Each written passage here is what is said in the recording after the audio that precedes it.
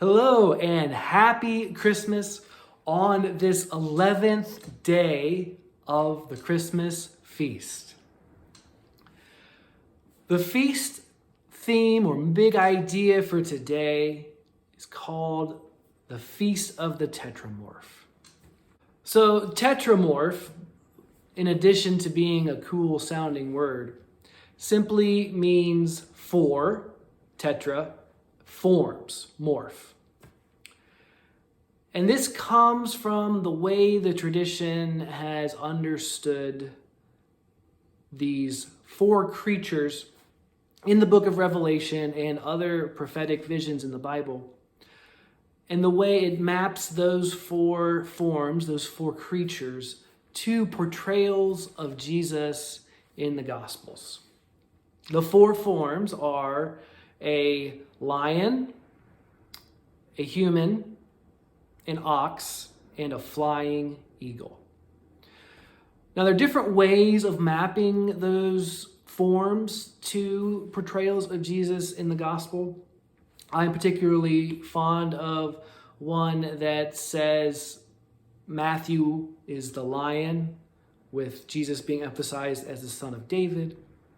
Mark is the human, as a particularly visceral portrayal of Jesus' humanity.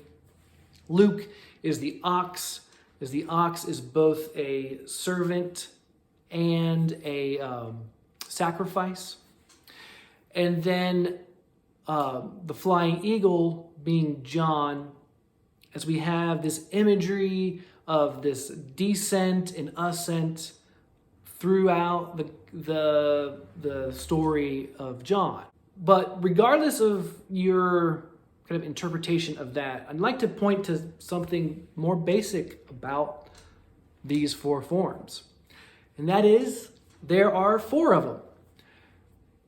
We have a rich tradition of an ongoing conversation about who Jesus is, what it means to call him Lord, Savior, Messiah.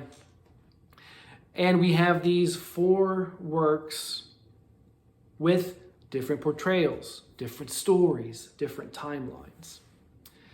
And I think that's just really important to keep in mind as we're kind of transitioning out of our Christmas season and into the rest of our year, as we will continue to nourish and grow this life given to us by God. And I'd like to also just ask when you think of a feast, what do you think of? You probably, some form or other, whatever foods and drinks and things you like, you probably think of a large variety of things, right?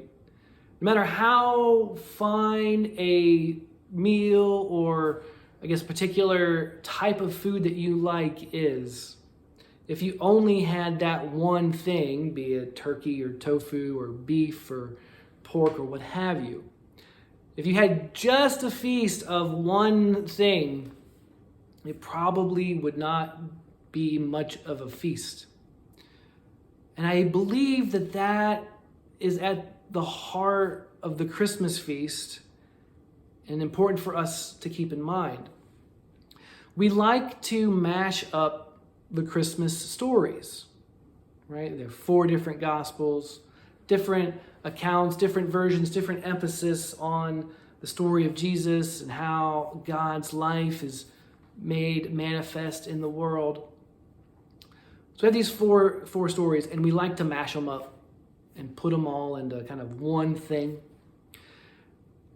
And that's fine when we like to look at the similarities, but we also should be careful to consider the variation, the variety, the differences. And so I invite you to consider variety. What new variety may you need in your life?